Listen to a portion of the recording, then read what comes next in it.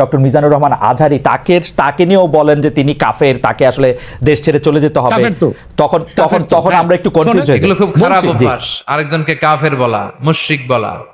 আপনি যদি কাউরে কাফের বলেন, সে যদি কাফের না হয়, আপনি নিজেই কাফের হয়ে যাবেন। নিউ ইয়র্কের ম্যানহাটন থেকে আপনাদেরকে স্বাগত জানাচ্ছি আমি খালেদ মুহিউদ্দিন। বাংলাদেশের রাজনীতিতে নানা ধরনের পরিবর্তন দেখা যাচ্ছে হচ্ছে বাংলাদেশের সমাজনীতিতেও নৈতিকতা, ধর্ম এবং নানা বিষয় নিয়ে নানা আলোচনা চলছে। এসব নিয়ে কথা বলার জন্য আজ আমাদের সঙ্গে রয়েছেন ডক্টর মিজানুর রহমান আজহারি। আপনাকে আমাদের অনুষ্ঠানে স্বাগত জানাই। আপনি আমাদেরকে সময় দিয়েছেন, সেজন্য শুভেচ্ছা ও কৃতজ্ঞতা জানবেন। নাহমাদুহু ওয়া নুসাল্লি আলা রাসূলিহিল কারীম, আম্মা বা'দু, ফাআউযু বিল্লাহি মিনাশ শাইতানির রাজীম, বিসমিল্লাহির রহমানির রহিম। শুরুতেই আল্লাহ রাব্বুল ইজ্জা ওয়াল জালালের দরবারে শুকরিয়া জানাচ্ছি যে আল্লাহ তাআলা আমাদেরকে স্বাস্থ্যকর জীবনযাপনে ইসলামের ভূমিকার শীর্ষক একটি টপিক নিয়ে একটি আলোচনাতে অংশগ্রহণের সুযোগ দিয়েছেন। আমরা শুরুতেই পড়ে নিচ্ছি কালিমাতুশ শুকর, আলহামদুলিল্লাহ।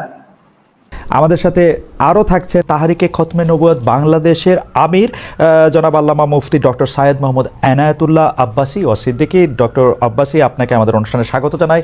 আপনি আমাদেরকে সময় দিয়েছেন, সেজন্য আমাদের কৃতজ্ঞতা এবং শুভেচ্ছা জানাবেন। ধন্যবাদ, আপনাকেও স্বাগত জানাচ্ছি এবং দর্শক মণ্ডলী যারা আছেন তাদেরকেও অভিনন্দন জ্ঞাপন করছি। Thank you so much. আমি প্রথমেই আপনার কাছে যে বিষয়টি জানতে চাই, আমাদের অনেকগুলি প্রশ্ন রয়েছে, আমরা আপনার কাছ থেকে অনেক কিছু বুঝে নিতে চাই, অনেক কিছুর ইয়াও দিতে চাই। আপনার যদি কোনো প্রশ্ন আপত্তি থাকে আপনি সেটা জানাতে পারেন এবং আপনি উত্তর নাও দিতে পারেন। তো আমরা প্রথমেই আপনার থেকে শুরু করি। আপনি যখন আরেকজন ইসলামিক ক্লেরিক, আমরা নাম বলতে পারি ডক্টর মিজানুর রহমান আজহারি, তাকে নিয়েও বলেন যে তিনি কাফের, তাকে আসলে দেশ ছেড়ে চলে যেতে হবে, তখন আমরা একটু কনফিউজ হয়ে যাই। বলছি জি না, কনফিউজ হবেন কেন?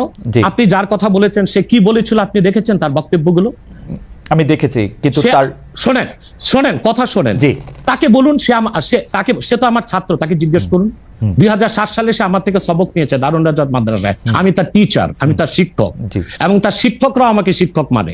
অতএব সে যদি, দেখুন আপনাকে পিছন থেকেই বলতে হচ্ছে, আপনি সময় দিতে হবে আমাকে। আপনি কিন্তু বসে আছেন একা, আমার কিন্তু কয়েক হাজার লোক বসে আছে আমার অপেক্ষায়, একটা শিডিউল প্রোগ্রাম আমি রেখে বসেছি আপনার এখানে। যেহেতু আপনার মাধ্যমে আমার মেসেজটা আমি অনেকের কাছে পৌঁছাতে পারবো।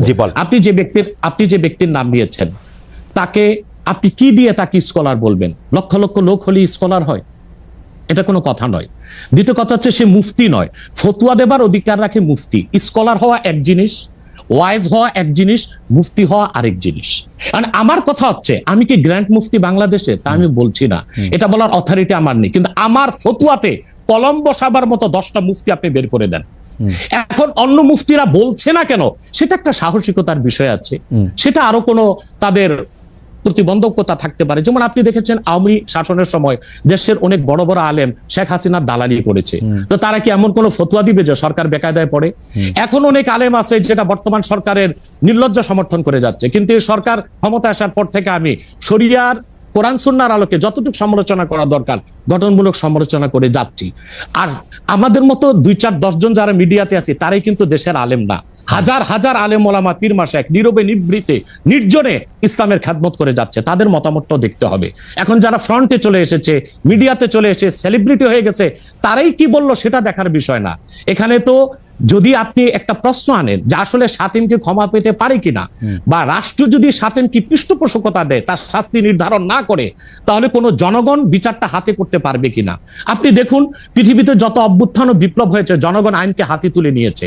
আপনি 5ই আগস্ট দেখেন, বাংলাদেশে রাষ্ট্র ক্ষমতা যে এসেছে বর্তমান সরকার, এটা গণতান্ত্রিক পদ্ধতিতে হয় নাই, ছাত্র জনতা আইনকে হাতে তুলে নিয়েছিল। এই বিপ্লবকে আপনি অবৈধ বলবেন? যে 6-7 জন সমন্বয়ক নেতৃত্ব দিয়েছে তাদেরকে আপনি সন্ত্রাসী বলবেন? না, কিছু করার ছিল না।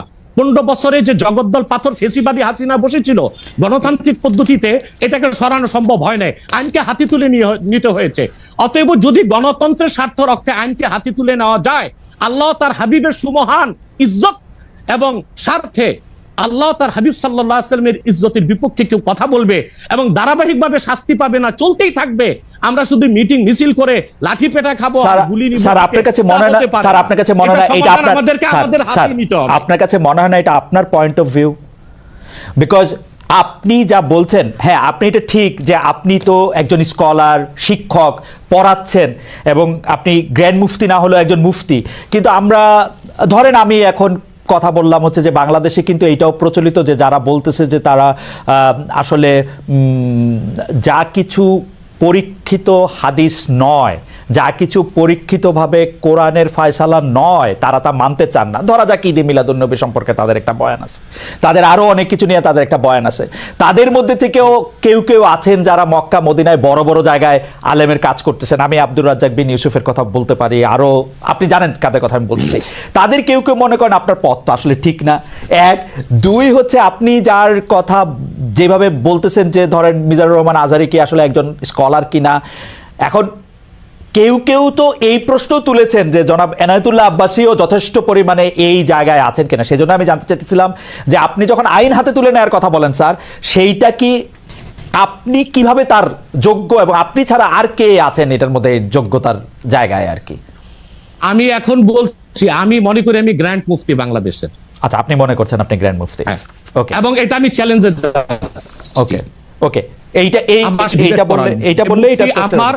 আমার ফতুয়ার বিপক্ষে শোনেন, আমার ফতুয়ার বিপক্ষে যে যাচ্ছে তাকে আমার সাথে বসান, আপনার প্ল্যাটফর্মে বসান। এক, দ্বিতীয় কথা হচ্ছে ঈদে মিলাদুন্নবী নিয়ে যে আপনি প্রশ্ন করেছেন, ঈদে মিলাদুন্নবী সাল্লাল্লাহু আলাইহি ওয়াসাল্লাম নিয়ে অনেক ডিবেট হয়েছে এবং ঈদে মিলাদুন্নবীর পক্ষে যারা, তারাই বিজয়ী হয়েছে। আর বাংলাদেশে ওলামায়ে দেওবন্দের একটা বিরাট অংশ যারা মূল ধারার, তারা কিন্তু ঈদে মিলাদুন্নবী নিয়ে কখনো বিরোধিতা করে না।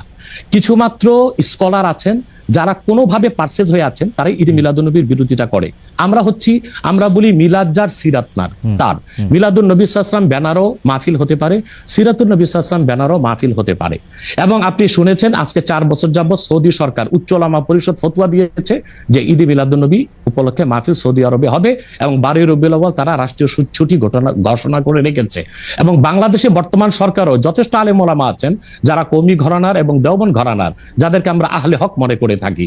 এবং আমরা মনে করি জৌনপুর, ফুরফুরা, সারসিনা, আহলে সুন্নাত, আহলে হক একই ধারাতেই চলে আসছে। তারাও কিন্তু ইসলামিক ফাউন্ডেশনের দায়িত্বে আছে এবং তারা কিন্তু এবারও ঈদে মিলাদুন্নবী ব্যানারে প্রোগ্রাম করেছে এবং আমি সেখানে অংশগ্রহণ করেছিলাম একদিন। অতএব বিচ্ছিন্নভাবে কে কি ঈদে মিলাদুন্নবীর বিরোধিতা করলো, আব্দুর রাজ্জাক সাহেবের নাম বলেছেন, ওনাকেই বসান আমার সাথে কথা বলি, সংলাপ হতে তো কোনো দোষ নাই। ওকে, বা আপনি আরো যাদের কথা বলেছেন তাদেরকে বসান আমাদের সাথে। আচ্ছা, আমার এখানে একটা সম্পূরক জাস্ট প্রশ্ন আছে আইনের ব্যাপারে। যেহেতু তেহরিকে খতমে নবুয়তের শাখা যুক্তরাজ্যেও আছে, এখানেও আছে, আপনি একইভাবে এই কথা বা ভারতের পশ্চিমবঙ্গের কথা বলেছেন, এইখানে যেটা বলছেন সেটা কি যুক্তরাজ্য এবং ভারতের পশ্চিমবঙ্গের জন্য প্রযোজ্য? যুক্তরাজ্যেও যদি কেউ এই ধরনের কথা বলে তাকেও কি আপনি এরকম একটা কথা বলবেন বা বলতে পারবেন? জি জি বলবো। আমি যুক্তরাজ্যে যে সাফার করে এসেছি সেটা শোনেন আগে। 2 বছর আগে আমি যুক্তরাজ্যে গিয়েছিলাম। আমার 7টা প্রোগ্রাম ছিল। 4টা প্রোগ্রাম করতে পেরেছি, 3টা প্রোগ্রাম আমি করতে পারিনি। এবং সেখানে আমার বিরোধিতা করেছিল নাইজেল ফারাজ। আপনি জানেন তাকে, সিএনএন নিউজ প্রেজেন্টার, এবং সে ব্রেক্সিট আন্দোলনের হোতা ছিল এবং সে